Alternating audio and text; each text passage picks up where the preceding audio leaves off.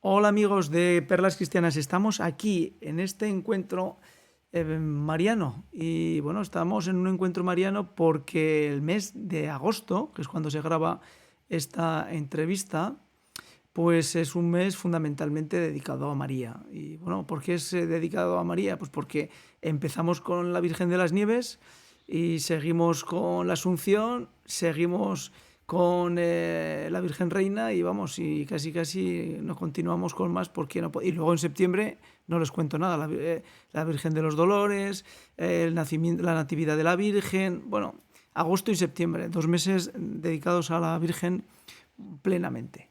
Y aprovechando esa excusa o ese pretexto, pues queremos dar un poquito de luz a lo que serían las apariciones marianas que a lo largo de los últimos 2 siglos pues se han ido sucediendo en nuestro territorio, en España y en Francia y en Portugal. Y en qué medida esas apariciones son un signo de fe para nosotros los católicos.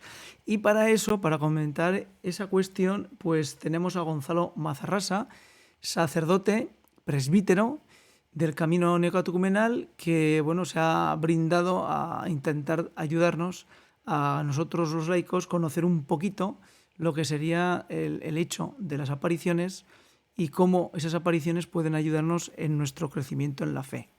Gonzalo, ¿qué tal estás? Muy bien, gracias a Dios. Pues nos alegramos y como siempre te damos las gracias por tu participación, porque como siempre reitero, bueno, pues en Perlas Cristianas hay muchos que nos escuchan, pero pocos son los que se atrevan a intentar traernos a este canal cuestiones de fe que nos ayuden a crecer. Y hoy, pues Gonzalo, pues lo va a hacer. Gonzalo, una primera pregunta. ¿Tú eres un hombre mariano? Sí, sí, sí, en mi casa la devoción a la Virgen la mamábamos desde el minuto uno. En todas las habitaciones de mi casa, éramos 7 hermanos, había alguna imagen de la Virgen y luego en la casa en general, pues entronizada, allí donde mis padres rezaban el rosario todos los días, nos invitaban a hacerlo con ellos.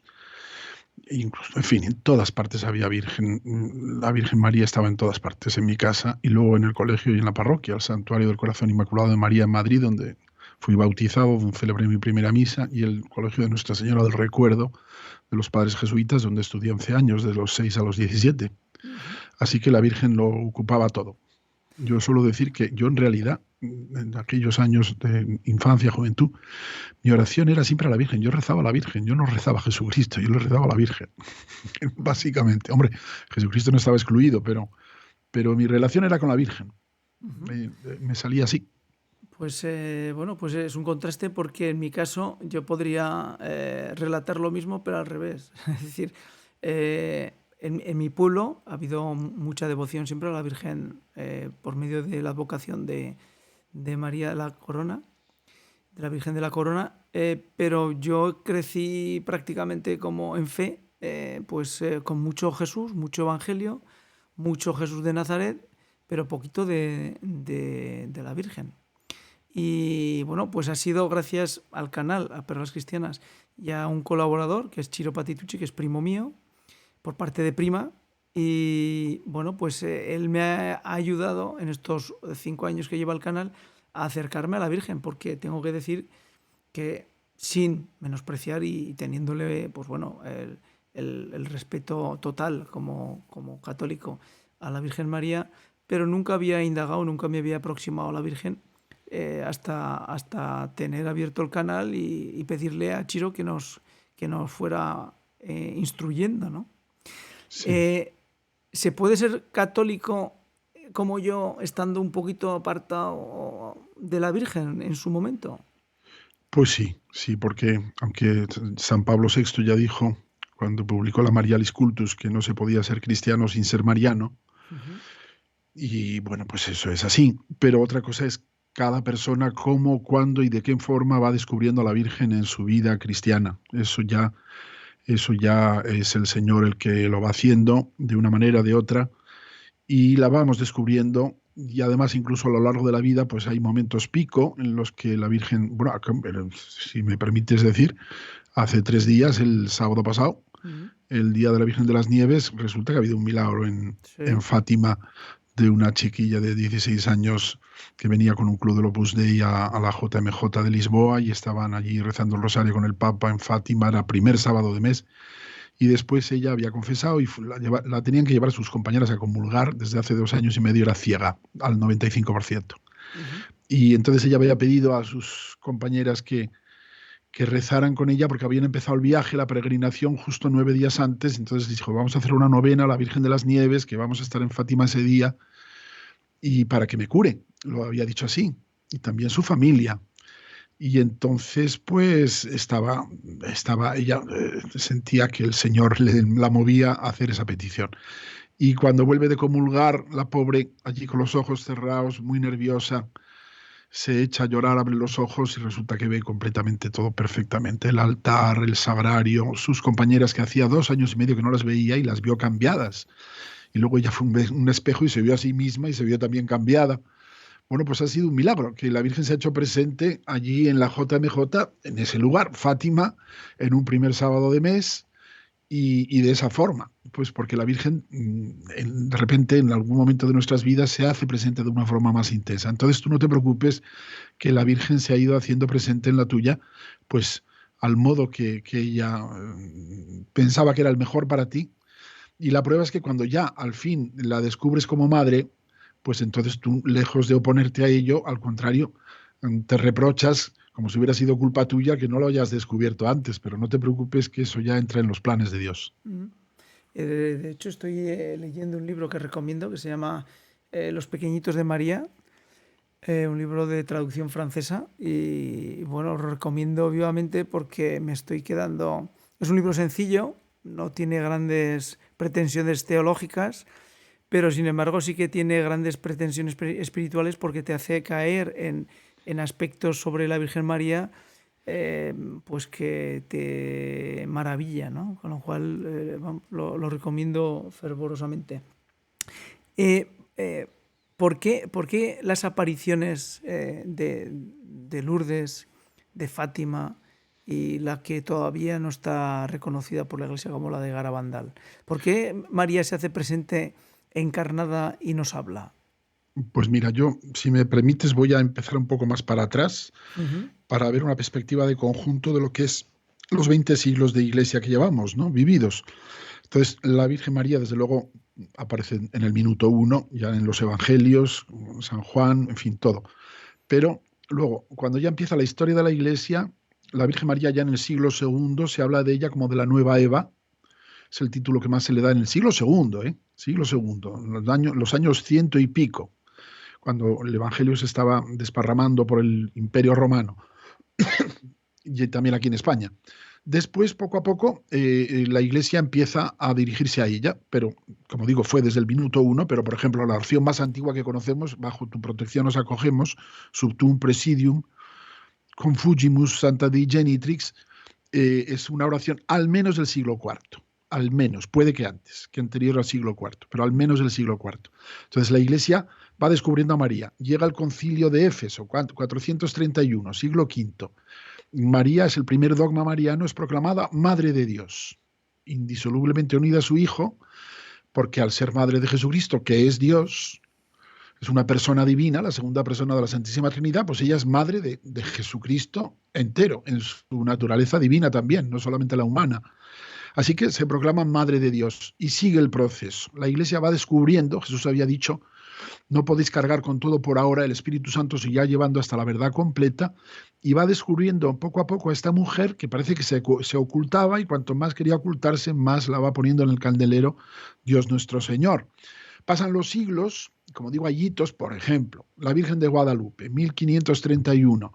Los españolitos están allí en América y aunque llevaron los mejores misioneros que tenían todas las órdenes religiosas, lo mejor que tenían, no se convertía prácticamente nadie. Aquello era tremendo, era probablemente deprimente, porque claro, los indios veían todo lo que les llegaba nuevo y no, que no.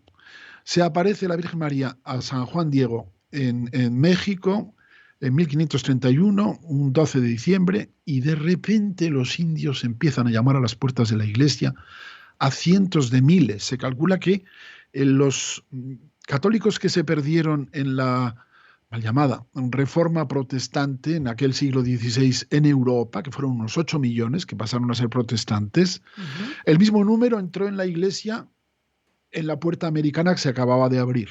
8 millones de indios llamaron a las puertas de la Iglesia.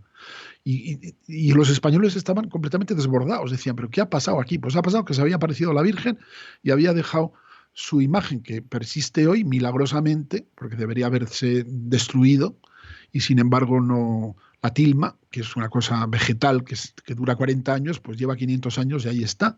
Y no se sabe todavía cómo apareció esa imagen, no se sabe qué es eso, lo que hay ahí, con qué está hecha esa imagen, pero ahí está. Bueno, pues es otro ejemplo de intervención de la madre, que es muy discreta, pero que cuando sus hijos la necesitan, no es que pase por encima de la discreción, nunca deja de ser discreta, pero interviene siempre enviada por Dios. Siglo XVI. Bueno, pues vamos a pasar otros 3 siglos más para arriba, llegamos al XIX, 4 siglos, y en el XIX pasa una cosa. En Francia, en París, había habido la Revolución Francesa, 1789, y había sido entronizada de una forma blasfema y sacrílega una prostituta en el altar mayor de la Catedral de Notre Dame, de Nuestra Señora en París, como si fuera la diosa razón. La revolución quería cambiar a la Virgen María por la diosa razón. Bueno, pues a escasos, no sé si llega a 2 kilómetros, 1 kilómetro. Te voy a hacer un paréntesis en lo que estás diciendo. Evidentemente, lo que estás relatando del hecho lo que nos pone en sintonía es que hechos duros para los católicos han ocurrido siempre, por lo que veo. Sí, claro, ¿no? Nosotros seguimos a un crucificado. Seguimos a un crucificado y sabemos que los discípulos no somos más que nuestro maestro, que nos basta a los discípulos llegar a ser como nuestro maestro. Pues mira, del 1789 a 1830 hay pues 41 años, y en 1830 de repente, a escasos 1 o 2 kilómetros de la Catedral de Notre Dame, la Virgen María se aparece a una novicia de las Hijas de la Caridad de San Vicente Paúl en la casa madre de la congregación de las Hijas de la Caridad. Se aparece allí 2 veces, en aquel 1830, y se muestra como la Inmaculada. Y le pide a la novicia, que tenía 18 años, le pide que mande a hacer las imágenes que llamamos hoy medalla milagrosa. Fue bonito porque 2 años después estalló la peste en París, y en una ciudad que entonces no era ni mucho menos lo que es ahora, muchísimas menos personas vivían en París, pues hubo decenas de miles de muertos de la peste. Bueno, pues las Hijas de la Caridad les había dado tiempo a imprimir la medalla y las empezaron a repartir, que no se llamaba milagrosa, a miles, a la gente. Y de repente la gente vio que el que tenía la medalla puesta o no cogía la peste, o si la había cogido, se curaba. Y la gente espontáneamente empezó a llamarla milagrosa, la medalla milagrosa. Y en esa medalla hay una frase que la Virgen dictó a Santa Catalina Labouré, que era esta novicia de las Hijas de la Caridad, que es: «Oh María, sin pecado concebida, rogad por nosotros que recurrimos a vos». Bien, esto no era dogma de fe. La Inmaculada Concepción en aquel momento no era todavía dogma de fe, aunque se creía en la Iglesia hasta el punto de que era la patrona de España, por ejemplo. La Inmaculada Concepción lo sigue siendo. Entonces, eso fue como un espaldarazo, porque Dios quería, en su providencia divina, Dios quería que fuera dogma de fe, para que llegara al mayor número de almas posible este beneficio de la Inmaculada Concepción. Y por eso fue el espaldarazo, a mi modo de ver, de la declaración dogmática que iba a hacer un papa, el Beato Pío IX, pues apenas 24 años después, 1854. Y en 1854 el Papa Pío IX, beato hoy, de acuerdo con todos los obispos de la catolicidad, a los que había consultado por carta, proclama el 8 de diciembre de aquel año, proclama el dogma de la Inmaculada Concepción. Ya existía la fiesta, ya se creía esa verdad, pero no era dogma de fe. Y lo proclama. Los obispos españoles, porque era la patrona de España, fueron los que más influyeron para que eso fuera así. Bueno, pues 3 años y 3 meses después, 1858, un 11 de febrero, la Virgen se aparece a una niña de 14 años, la más pobre de un pequeño pueblo de 3.000, entre 3 y 5.000 habitantes, no me acuerdo bien.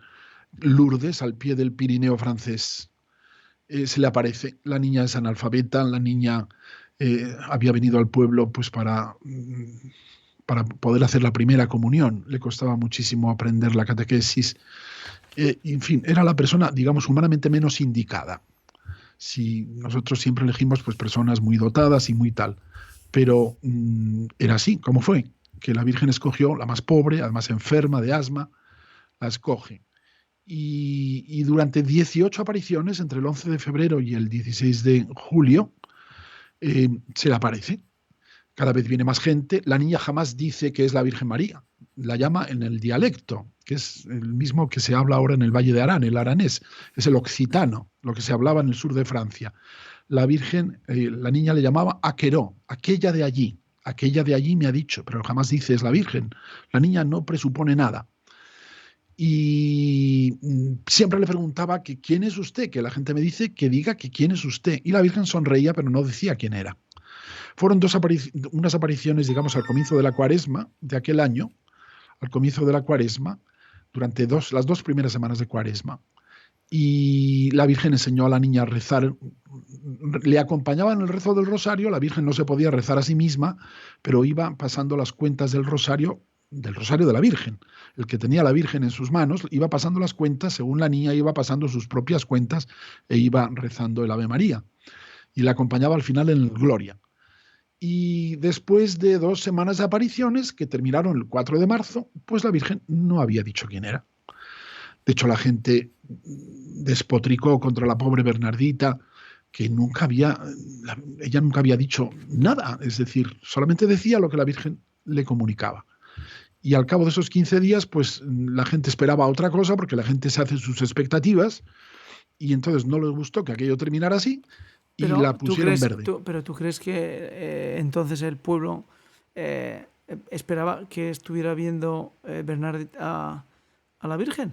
Es que la Bernardita decía que la Virgen le había pedido, le hablaba de usted, la Virgen, a una niña que jamás nadie le había hablado de usted. Dice, ¿quiere usted venir aquí durante 15 días? Entonces la gente pensaba que al final de esos 15 días iba a haber un gran milagro, iba a ocurrir, y no ocurrió nada. Es verdad que empezaron milagros, pero no ocurrió nada. ¿Pero por qué esperaban que hubiera un gran milagro? Pues porque la gente siempre va más para adelante.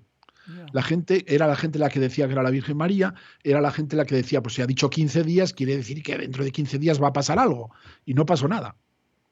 Aunque ya empezaron los primeros milagros. Pero dijéramos que la gente, el pueblo, Pues la gente a veces se pasa de lista. Ajá. La gente a veces se pasa de lista. Y por eso es necesario que en la Iglesia haya un magisterio y una obediencia. Y haya unos pastores legítimamente puestos por el Señor, porque si no, las ovejas necesitan un pastor. Porque las ovejas solas, por muy ovejas que sean, pues resulta que no saben bien a dónde tienen que ir. Nosotros no sabemos pedir lo que nos conviene.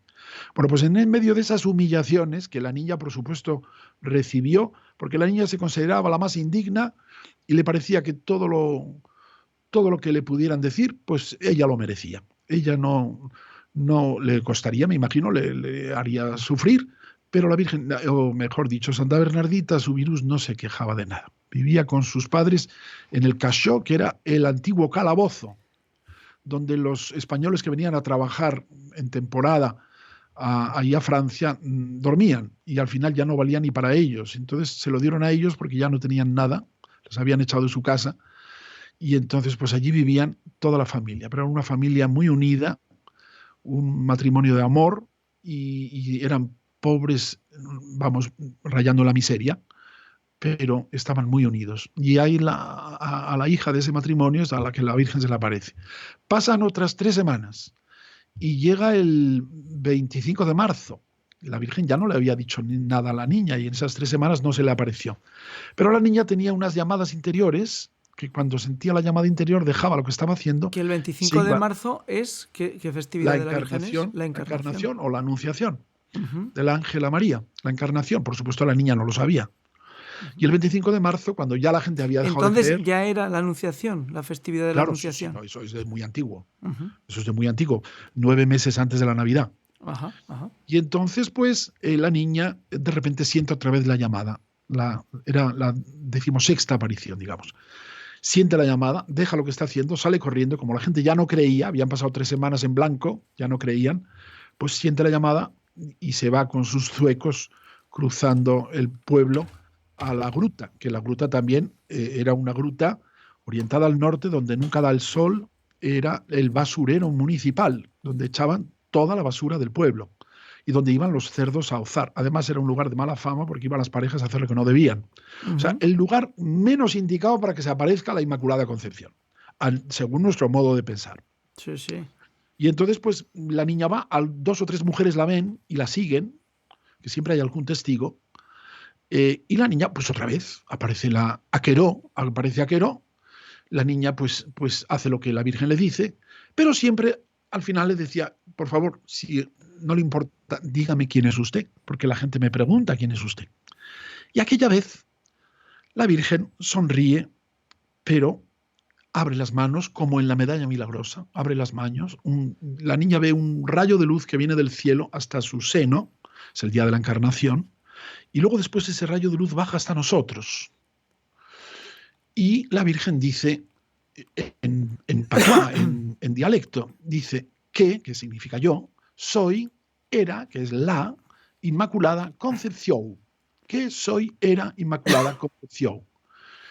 La niña no entiende nada y como tenía muy mala memoria, se pone muy contenta, empieza a repetirse esas palabras y sale corriendo a ver al párroco, que el párroco hasta entonces no creía. No creía. La Virgen le había dicho que le dijera a los sacerdotes que hicieran una capilla allí. Claro, el párroco dijo, pues dile a esa señora que me diga quién es y que me dé el dinero para hacer la capilla. Bueno, pues fue corriendo a ver al párroco y le espetó al párroco lo que la Virgen le había dicho. Que soy y era Inmaculada Concepción. Y claro, el párroco sí sabía que 3 años y 3 meses antes el Papa había proclamado el dogma de la Inmaculada Concepción. Y en ese momento el párroco creyó. En ese momento el párroco creyó. Fue la 16ª aparición. Luego hubo 2 más que fueron un poco de despedida. La última de ellas el día de la Virgen del Carmen. Bueno, eso es Lourdes. Es para enmarcar todo el proceso, ¿no? Lourdes, en la Francia revolucionaria, racionalista, y donde había surgido todo un movimiento que luego, a través de las guerras napoleónicas, se había extendido por toda Europa, incluida España. Un movimiento que en el fondo era ateo, ¿no? Por lo menos deísta. Y un movimiento que había hecho un daño enorme, pues la Virgen se aparece y dice penitencia, penitencia, penitencia. Bueno, le dijo que a la niña que se lavara en la fuente, la niña creía que era el río Gaf, y dijo no, y señaló al fondo de la gruta, que estaba hecho un asco. Y la niña fue, en una de las apariciones, se arrodilló, empezó a escarbar, y a la 4ª vez consiguió un poquito de agua y beber y lavarse, pero yo creo que se manchó más que se lavó. Y la gente que veía hacer a la niña eso, pues es cuando la tomó por loca. Y es cuando empezaron todas las humillaciones y todo, ¿no? Bueno, pues esa fuente no ha dejado de manar desde entonces. Son 165 años. Han pasado en estos 165 años más de 500 millones de personas por esa gruta. Hoy mismo tú pones internet y verás que está llena de gente. No digamos ya el 15 de agosto, que es la fiesta principal en Francia. Entonces, bueno, Lourdes, aquello fue un revulsivo extraordinario y lo sigue siendo hoy. Hay unos 6 millones de personas que van a Lourdes todos los años. Hasta incluso en el año de la pandemia, no tantos ni mucho menos, pero pues fue creo que más de 1 millón. Es decir, no ha dejado de fluir el río de la gracia, representado por esa fuente que nunca se ha secado, en la que se han bañado enfermos. Hasta ahora hay 70 milagros reconocidos oficialmente por la Iglesia en estos 165 años. Pero bueno, los milagros son miles. No digamos ya los milagros interiores. Miles. Pero bueno, reconocidos oficialmente por la Iglesia después de un estudio, 70. Ya el último todavía vive la monja que fue curada. Esto es Lourdes, 1858. Luego, antes de que continúes, ¿por qué la aparición de Lourdes señalándolo en Francia? ¿Qué sentido puede tener? ¿Qué sentido puede tener que la Virgen quiera que la Virgen, para que nos acerquemos al Señor, quiera marcar con esa intensidad? Pues mira, hombre, yo te digo una cosa. Yo tengo una teoría. pero esa es una teoría que no vale nada porque es mía, pero la digo. Jesucristo en el Evangelio hay un día en que se lleva a sus discípulos al norte de Galilea, donde nace el río Jordán, Ujú. a los pies del monte Hermón, que es un monte de casi 4.000 metros, 3.000 y pico metros, con nieves perpetuas. Y de esas nieves perpetuas, en una zona rocosa, nace el río Jordán. Es un sitio precioso. Bania se llama el sitio ese. Y allí el día en que el sumo sacerdote del judaísmo entraba en el Santo de los Santos, que era el lugar del templo de Jerusalén donde moraba la gloria de Dios y donde nadie podía entrar más que el sumo sacerdote una vez al año, para pronunciar el nombre de Yahvé que no se podía pronunciar. Pues ese mismo día Jesús se lleva a sus discípulos a este lugar, al norte, en Galilea, y les dice: ¿quién dice la gente que soy yo? ¿Quién decís vosotros que soy yo? Y Pedro dice: tú eres Yahvé, tú eres el Hijo de Dios. Es decir, Pedro proclama el primer acto de fe, el primer credo, proclama la divinidad de Jesucristo delante de todos los apóstoles. Y Jesucristo le dice: dichoso tú, Simón, hijo de Juan, que no se llamaba Pedro, se llamaba Simón, Simón Barjona, Simón, hijo de Juan. Le dice: porque esto que has dicho no te lo ha revelado ni la carne ni la sangre, sino mi Padre que está en el cielo. Y ahora te digo yo a ti, ya no te vas a llamar Simón, te vas a llamar Kefas, en hebreo, que significa roca. De ahí la palabra Petrus, Pedro, traducido al latín. Y sobre esta Kefas, sobre esta roca, yo voy a edificar mi iglesia y las puertas del infierno no prevalecerán. Es decir, Jesucristo manifiesta su divinidad a los apóstoles en la profesión de fe de Pedro, que es inspirado por Dios. Y 6 días después, lo acabamos de celebrar ayer. Ya no sé en qué día estamos, A anteayer, 8. estamos a martes. Anteayer hemos celebrado el 6 de agosto la transfiguración del Señor. Sí. Entonces, 6 días después, Jesucristo sube a una montaña alta. La tradición dice que es el Tabor, pero no dice el Evangelio que sea el Tabor. El Tabor solamente se habla en el Antiguo Testamento. Hay algunos que pensamos, que pudo ser el Hermón, porque estaba más cerca, porque estaban justo a los pies del Hermón y porque en el Hermón hay nieve. Y de hecho hablan los apóstoles que sus vestidos se volvieron blancos como la nieve. Pero bueno, eso es una opinión, no es importante. Lo cierto es que sube a un monte alto y se transfigura delante de ellos. Es decir, les muestra a Pedro, Santiago y Juan, 3 testigos, con 2 testigos del Antiguo Testamento también que están presentes, Elías, profeta Elías y Moisés mismo, o sea, la cumbre del Antiguo Testamento, les muestra quién es verdaderamente Jesucristo, muestra su divinidad. Su rostro brillaba como el sol, sus vestidos eran blancos como la nieve. Y ahí muestra quién es verdaderamente Jesucristo.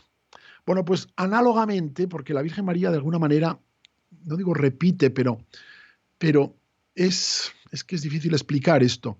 Es de alguna manera, la Virgen María y Jesucristo están tan unidos, madre e hijo, que ella refleja todo lo que su hijo es y hace. Y desde luego Jesucristo actúa a través de ella. Y son inseparables, son inseparables. Entonces yo, repito, esto es mi opinión, no hay por qué creer en esto, veo en Lourdes como una transfiguración de la Virgen María, que ya estaba en el cielo, no necesitaba transfigurarse, pero para nosotros, ella nos muestra quién es verdaderamente la Virgen María. Y además lo hace análogamente cuando el sucesor de Pedro, que era el beato Pío IX, había proclamado 3 años antes el dogma de la Inmaculada Concepción. Si querías ser católico tenías que creer en el dogma de la Inmaculada Concepción, que María fue concebida inmaculada desde el primer instante de su concepción, que no contrajo el pecado original como lo hemos contraído tú y yo cuando fuimos generados por nuestros padres. Entonces, porque precisamente estaba destinada a ser la madre de Jesús, no podía ser esclava del demonio ni siquiera un instante por el pecado original. Con lo Entonces, que estás relatando te introduzco un elemento que a mí siempre me ha llamado la atención. Es cómo maneja Dios los tiempos. Es decir, Jesús muere, resucita, comienza el peregrinar de la iglesia, a construirse la iglesia, y han pasado más de 2023 años desde que Jesucristo murió y resucitó. 2000 años, si lo ponemos en contexto, si yo no recuerdo mal, casi los israelitas estaban deportados en Mesopotamia pues en el año 800 a.C. Y si me voy 1000 años antes, casi me pongo en Abraham. 2000 años son necesarios para que la redención copiosa de la muerte de Cristo y su resurrección sean necesarios para la humanidad. Para el Señor un día es como 1000 años y 1000 años como un día. Sí. Entonces, Dios tiene otros parámetros, pero sí, hay casi los mismos años entre Abraham y Jesús, más o menos entre 1650 y 1850 años desde Abraham hasta Jesucristo, 1250 desde Moisés a Jesucristo, 1000 años desde el rey David a Jesucristo, 500 y pico desde los principales profetas a Jesucristo, a la distancia que tenemos ahora nosotros de Jesucristo, 2000 años, pero un día es como 1000 años como un día. Pues yo decía esto de la transfiguración de María porque María muestra quién es. Yo soy la Inmaculada Concepción, la que fue concebida inmaculada, que ya estaba anunciado en el Génesis.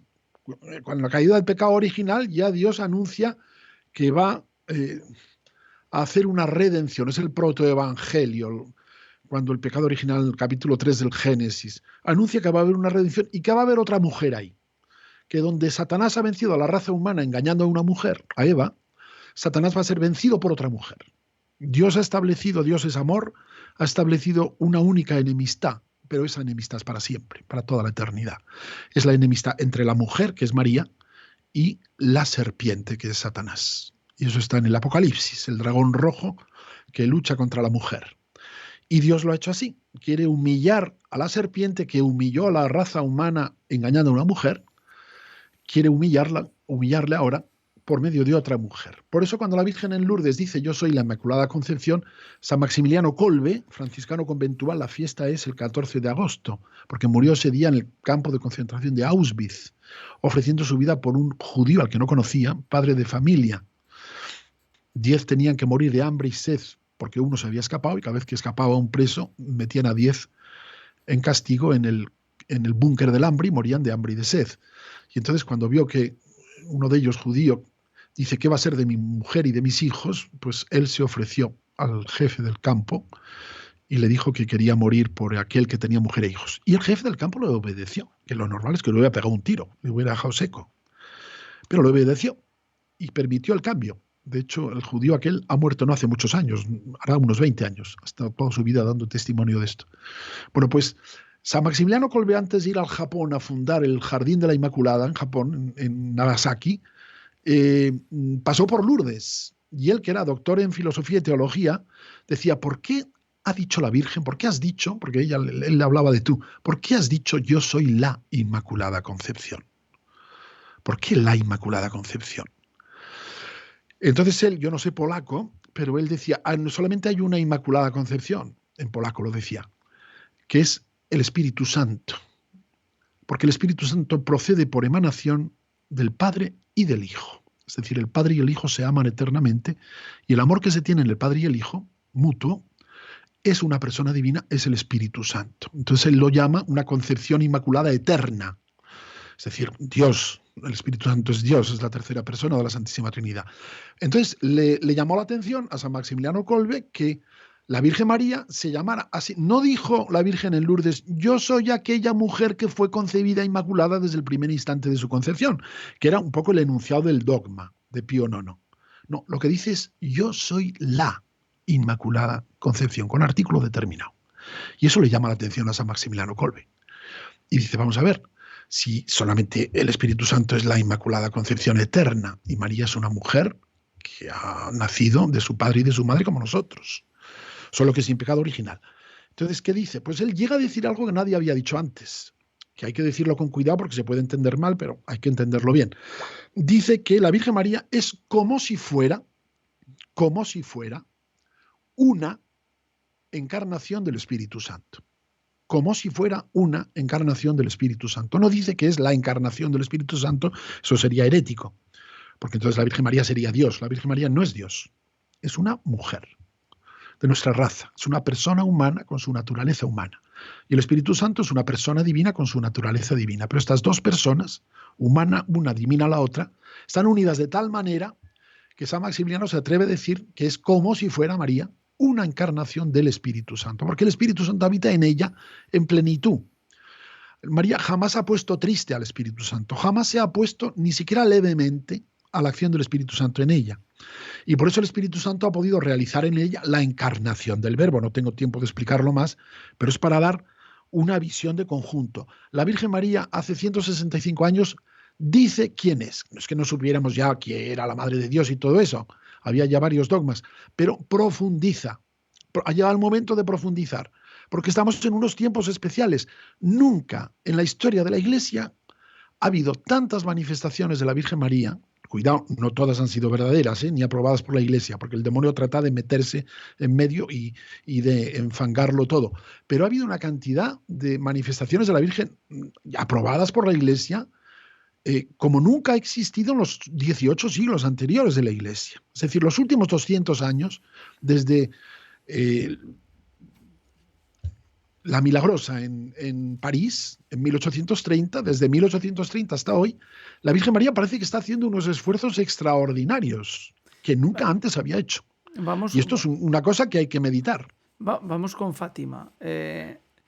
Fátima, si Lourdes fue, por decirlo de alguna manera, el espaldarazo a la aparición de la Milagrosa en Francia, en París, de que quería estar presente y ayudar a que la fe de los católicos se robusteciera. Fátima, ¿qué es Fátima? Porque se oye muchísimo, aparte de los 3 mensajes de Fátima, aparece en un momento que en la historia ya no podía haber más cruce de trenes, la revolución de Rusia, la guerra mundial, la cruenta guerra mundial, la horrorosa guerra mundial de trincheras, porque la realidad es que nunca seremos capaces de entender los occidentales actuales de lo que supuso esa primera guerra mundial horrorosa a nivel de víctimas humanas y de encarnizamiento en la muerte en el campo de batalla. Que ese segundo paso de María, ¿qué supone? ¿Qué es? Pues mira, hubo otras apariciones aprobadas por la Iglesia, por ejemplo en La Salette, en 1846, algunos años antes de Fátima, o de Lourdes. Pero te decía lo de Lourdes porque la Virgen María, igual que Jesucristo corroboró lo que el primer Papa había dicho de él, tú eres el Hijo de Dios vivo, la Virgen María corroboró lo que el Papa Pío IX había dicho de ella y lo completó, digamos. Ese era el paralelismo, por eso hablaba yo de la transfiguración de María. Pero lo hizo 10 años después de la manifestación del Manifiesto Comunista de 1848.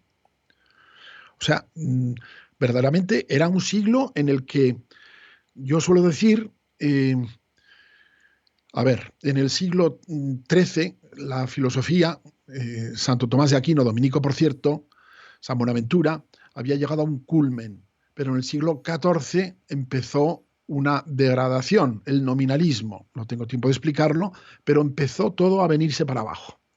Por una mala filosofía, que era el nominalismo, empezó todo a ir fallando poco a poco. En el siglo XVI, Lutero se declaraba discípulo de Ockham, que era nominalista. Viene la ruptura protestante. Entonces, empezamos negando a la Iglesia. Lutero se carga la Iglesia, como la conocemos, se separa de la Iglesia católica. Eso es el siglo XVI, él y los demás protestantes, Calvino, etc. Después viene el racionalismo y la ilustración y el teísmo, que Dios es un Dios que está en el cielo, que no interviene y que está allí y que no se preocupa de si tú tienes problemas o no tienes problemas, porque Dios está muy por encima y no piensa en ti. Y claro, un Dios que se va alejando de esa manera, al final te has cargado primero la Iglesia, por lo menos en parte. Después, ¿qué es lo primero o siguiente que se cargaron? El deísmo, a Jesucristo. Dijeron que no, que Jesucristo no era Dios, que Jesucristo era un señor que pasaba por allí. Perdón que lo exprese de esta manera, pero es para hacernos una idea. Y se cargan a Jesucristo. Y después de cargarse a Jesucristo, ¿qué ocurre? Pues en el siglo XIX, que es cuando la Virgen aparece en Lourdes, viene el ateísmo expreso. Es decir, era un proceso que había empezado en el siglo XIV con el nominalismo y que había ido pasando después por el siglo XVI con la ruptura protestante y después con el racionalismo y la negación de que Cristo y la revelación se hayan dado, porque Cristo en el fondo es la revelación del Padre. Y después, en el siglo XIX, ya abiertamente se dice que Dios no existe. Vienen los ateísmos expresos, con Carlos Marx y con tantos otros. Nietzsche, que decreta la muerte de Dios, los filósofos de la muerte de Dios. Dios no existe. Habíamos empezado negando primero a la Iglesia, luego negando a Jesucristo, ahora vamos a negar a Dios. Y en el siglo XX, ¿qué viene? La negación del hombre. Las dos guerras mundiales, los campos de concentración, el aborto que siempre había existido, pero no de una forma como ahora, que ya se proclama como un derecho. Es decir, la negación del hombre. Ahora se da más importancia a los animales que a los hombres. Te meten en la cárcel por matar a un animal, pero si abortas, vamos, puedes abortar con dinero público.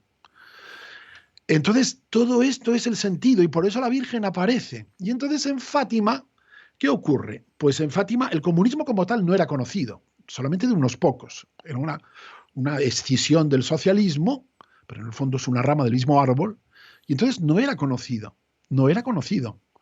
Y sin embargo la Virgen se aparece a otros 3 niños, 2 hermanos que fueron ya canonizados por el Papa Francisco hace 6 años en Fátima, Jacinta y Francisco Marto, y su prima, la hermana Lucia, dicho en portugués, que la acaba de proclamar venerable, que es lo previo a la beatificación, que murió en el año 2005. La Virgen se aparece en Fátima en la Cova de Iría en 1917, cuando están en plena Primera Guerra Mundial. Como tú muy bien has dicho, guerra de trincheras, murieron más de 10 millones, 11 millones de personas en el frente, pero precisamente la guerra de trincheras trajo consigo enfermedades, entre ellas la gripe, que llamaban española, pero que no era española. España era la única que no estaba en guerra y por eso no tenía censura en los periódicos. Los demás estaban en guerra, tenían censura, y entonces solamente se hablaba de la gripe en España. Por eso la llamaban la gripe española. Pues mató más la gripe española que las trincheras. Entre 20 y 30 millones. La gripe, hace 106 años. Y la Virgen se aparece en 1917 y le dice a los niños que recen el rosario para que termine la guerra. Y anuncia que va a terminar la guerra, terminó unos meses después, pero anuncia que en el pontificado de Pío XI entonces no era papa y no se llamaba Pío XI, se llamaba Achille Ratti y era un obispo. Pues la Virgen dice que en el pontificado de Pío XI empezará otra guerra peor y que cuando vieran una señal en el cielo sería el signo de que va a llegar esa guerra. Mi padre, que estaba en la batalla de Teruel en la Guerra Civil Española, me contó cómo vieron allí, aquella noche, iluminado el cielo. La gente decía que era una aurora boreal, pero en Europa del Sur no hay auroras boreales. Y lo vio toda Europa, año 38, cuando Hitler va a anexionarse los Sudetes en Chequia.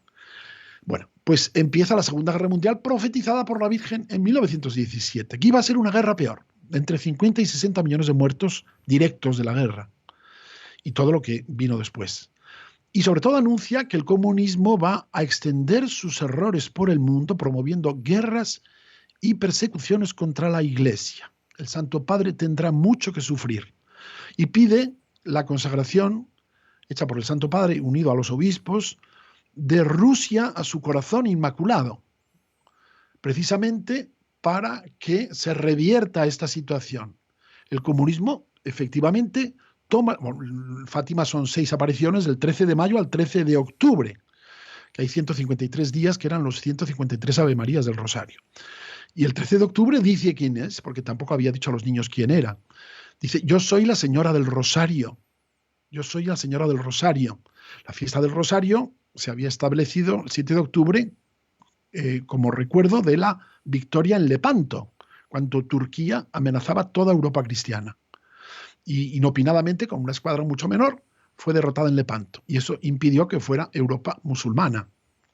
Bueno, pues varios siglos después la Virgen dice, soy la Señora del Rosario, y muestra el rosario y la consagración a su corazón inmaculado como el remedio a los males que va a extender Rusia. Rusia. Los niños no sabían quién era Rusia, pensaban que era una mujer muy mala. Tampoco sabían quién era el Papa. No sabían nada los niños. Pero dijeron lo que habían escuchado a la Virgen María. Y además fue el milagro del sol, el 13 de octubre. Bueno, pues 10 días después, si no recuerdo mal, lo que se llama la Revolución de Octubre, triunfa el comunismo en Rusia. 10 días después, cuando nadie sabía lo que era el comunismo. Le pusieron un tren blindado en Suiza, parece ser que Alemania, a Lenin, y se fue a Moscú e hizo la revolución y triunfó. Y bueno, pues no basta más que mirar en los libros de historia para ver que estamos viviendo las consecuencias de eso. Pues eso fue Fátima, y por eso cuando en 2010 Benedicto XVI, que acaba de morir hace 7 meses, de feliz memoria, fue a Fátima, yo estuve allí. Antes había ido Juan Pablo II varias veces, es el Papa de Fátima, el atentado del 13 de mayo del 81, en fin, toda la historia que está al alcance de los que queráis saber los detalles. Pues Benedicto XVI dijo en 2010 en Fátima que el mensaje de Fátima no estaba cerrado, porque con el atentado del Papa se reveló la tercera, en realidad no era más que un secreto, solo que se conoció en 3 partes, entonces la tercera parte no era conocida y se hizo pública en el año 2000, cuando el Papa beatificó a los niños, Juan Pablo II, a los 2 hermanitos Marto, y también estuve allí. Entonces se leyó el secreto, la tercera parte del secreto de Fátima, y hablaba de el obispo vestido de blanco manchado de sangre que va subiendo una montaña, al final hay una cruz de madera tosca y sube acompañado por obispos, sacerdotes, religiosos que van muriendo porque van atentando contra ellos y al final a él le disparan y muere también. Y entonces se hizo una interpretación, el cardenal Ratzinger la hizo, de aquel suceso, como la providencia de Dios actúa, y entonces se dio como diciendo, pues ya se ha cumplido el secreto de Fátima, se acabó. No, el año 2010 dijo, no, el secreto de Fátima sigue abierto. Y ahora tenemos a Rusia, que ha invadido Ucrania, y está diciendo abiertamente que como las cosas se le pongan feas, va a utilizar bombas atómicas. Esto hace unos pocos días. Ya lo había dicho antes, Putin. O sea que Eh, son cosas muy serias. Lo que nos estamos... cuando tenemos en el Evangelio, en las bodas de Canaán, le dice, haced lo que Él os diga, refiriéndose María a Jesús. Sí. En este caso, lo que está relatando de forma rápida, porque el tiempo no da para más, estamos viendo lo contrario. Es decir, es como si el mismo Dios nos mandara a María para saber lo que tenemos y lo que podemos hacer. Contrasta con lo que podemos hacer, quiero decir, estar aferrados y agarrados a esa cruz que tú al principio citabas, que es la cruz de nuestro Salvador. Pero, ¿en qué forma y en qué medida María, al darnos el rosario, una oración sencilla, muy sencilla, es un arma poderosa para el cristiano, es un arma de lucha espiritual para el cristiano, para el católico? A San Antonio María Claret, santo fundador de los misioneros hijos del corazón inmaculado de María en el siglo XIX, le dijo que en el rezo del rosario está cifrada la salvación de tu patria. La Virgen ha dicho que con el rosario se pueden vencer los mayores males, guerras incluidas. Guerras incluidas. Y de hecho en Fátima, la Virgen le dijo a Lucía que iba después a venir, que de hecho vino, se le apareció años después, en Tui, en España, y en Pontevedra, porque ella era religiosa dorotea entonces, antes de ser carmelita, y le pidió la devoción de los 5 primeros sábados de mes, para concretar, porque ella le había dicho que Dios le había enseñado el infierno a los niños, que Dios quería establecer en el mundo la devoción a su corazón inmaculado, y que los que abrazaran esta devoción, ella personalmente les prometía y les promete la salvación eterna. El que abrace esta devoción a su corazón inmaculado, ella le promete la salvación eterna. Hace 3 días ha curado a una chica ciega de 16 años, madrileña, en Fátima, un primer sábado de mes, el día de la Virgen de las Nieves. Uh-huh. Es decir, que esto sigue aquí vigente, es como una llamada de atención. Pues vino a concretar, en el siglo XVII el Señor se había aparecido a Santa Margarita María de Alacoque, en Paris-le-Monial, en Francia, religiosa visitandina de la Visitación, y le había mostrado la devoción a su Sagrado Corazón. Y una de las promesas, la más importante, era la promesa de los 9 primeros viernes de mes. Él decía que el que durante 9 primeros viernes de mes seguidos comulgara en gracia de Dios, con intención de reparar al corazón de Jesús por las heridas que recibe cuando está expuesto en el Santísimo Sacramento, en los altares, él le prometía la salvación. La promesa de los 9 primeros viernes. A mí mi madre me obligó a hacer los 9 primeros viernes desde el minuto 1 que hice la primera comunión en el Colegio del Sagrado Corazón, que había una estampita que ibas rellenando detrás los 9 meses que ibas haciendo la comunión reparadora. Pues 3 siglos después, la Virgen en Fátima, como digo, la Virgen siempre es análogo lo que ella hace con lo que hace su hijo. Están unidos.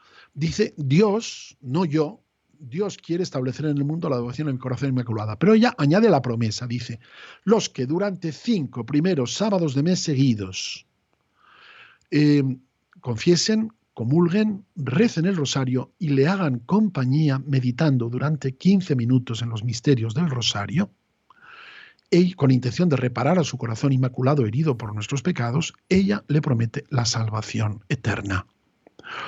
La confesión, le preguntó después la niña, se podía hacer varios días antes o varios días después, con tal de que comulgaras en gracia.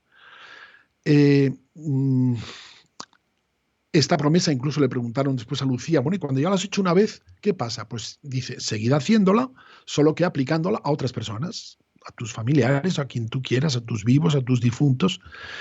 Esta devoción al corazón inmaculado de María es la que Dios, es que Dios sabe hacer las cosas. Cuando Dios lo que quiere hacer, lo hace. Absolutamente. No hay fuerza ni humana ni preternatural, leas el demonio, que pueda impedir a Dios hacer lo que quiere. Nadie, nadie, nadie, nunca, jamás. Y Dios quiere establecer la devoción al corazón inmaculado de María. A mi modo de ver, estamos en un momento en el que se amenaza la guerra mundial, una tercera guerra mundial ya atómica, que, bueno, cuando den al botón, esperemos que no le den, pero si dan al botón, ya lo que nadie sabe es lo que va a ocurrir después. Destrucción y horror y espanto. Bueno, pues para vencer eso, la Virgen pide 5 primeros sábados de mes seguidos, prometiéndonos la salvación. Eso es la fe de los niños. Si no os hacéis como niños, no entraréis en el reino de los cielos. Por eso se aparece a niños. Mira esta chavalita de 16 años que confesó, que comulgó allí en Fátima, y a la vuelta de la comunión, o sea, que acababa de volver, que la tenían que llevar de la mano, y se había sentado en el banco, a la vuelta de comulgar es cuando, de repente, después de 2 años y medio sin ver, ve. Está la Virgen diciendo algo, está diciendo algo.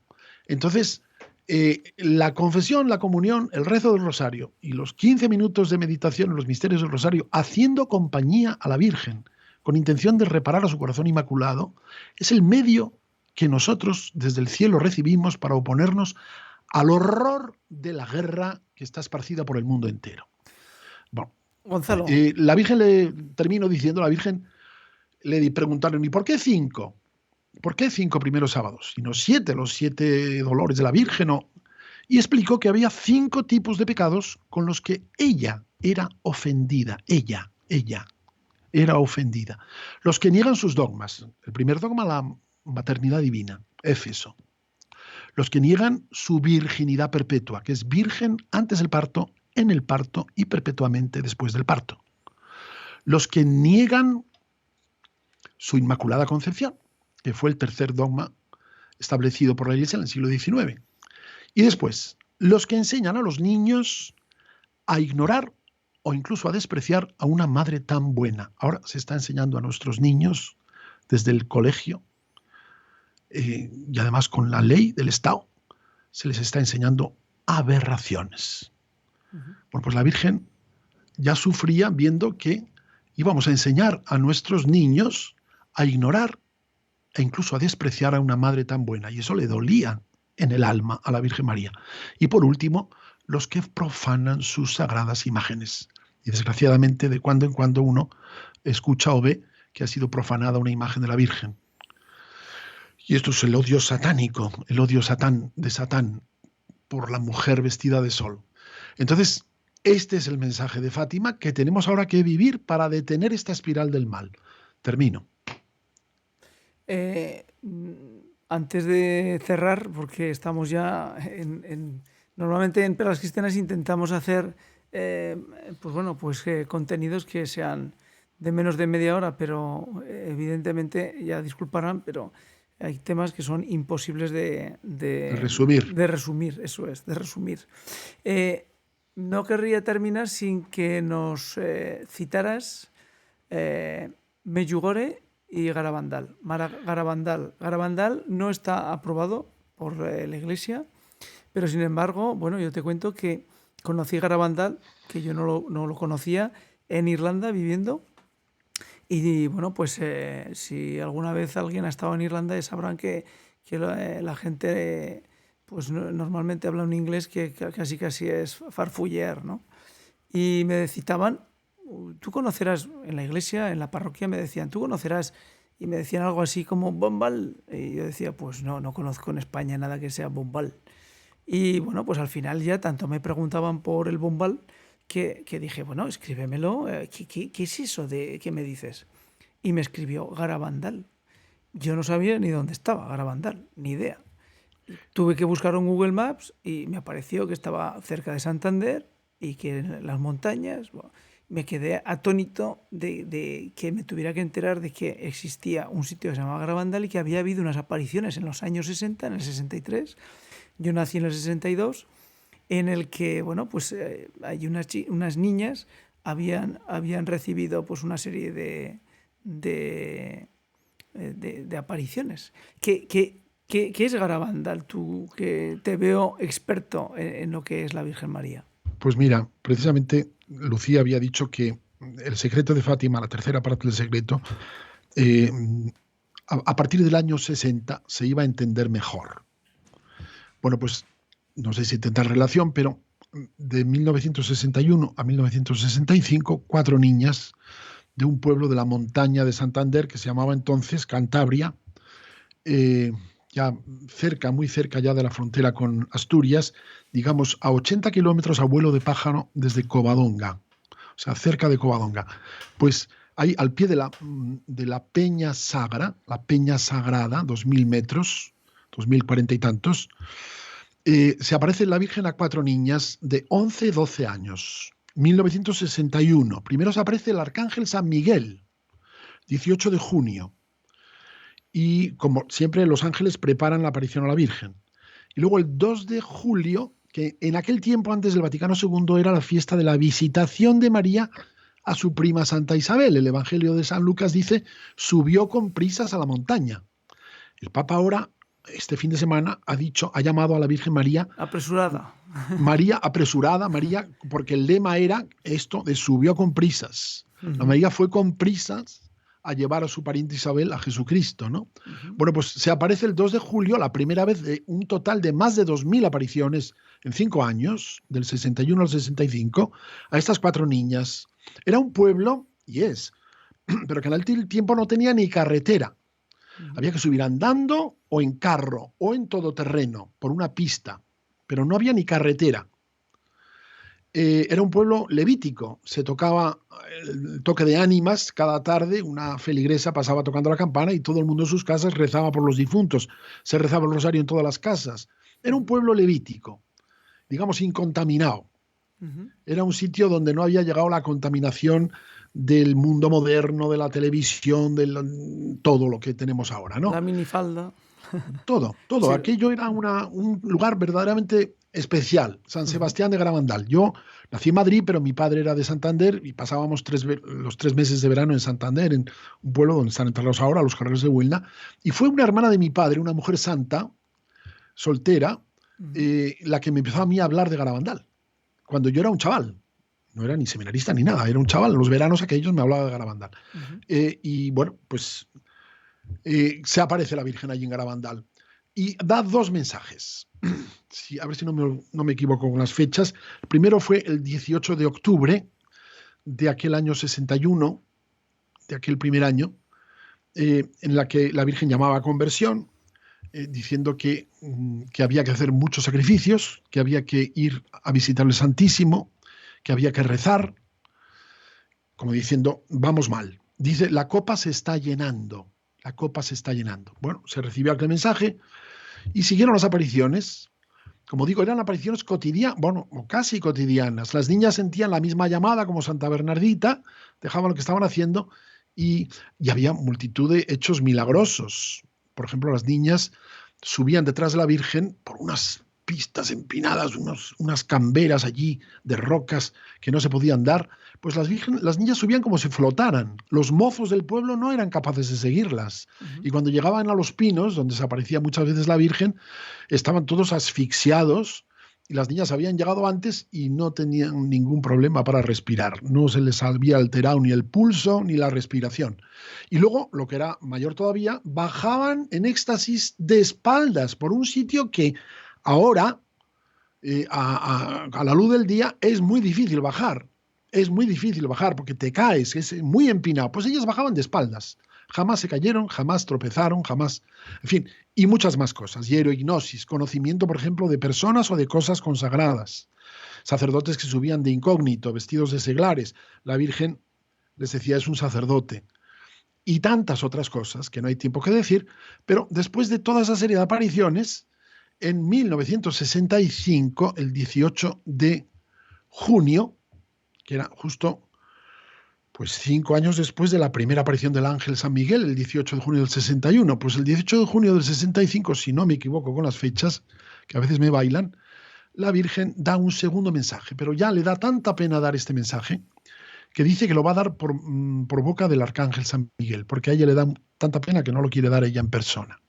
Y entonces endurece el primer mensaje, porque dice, como no se ha hecho caso del primer mensaje que di, este va a ser el último.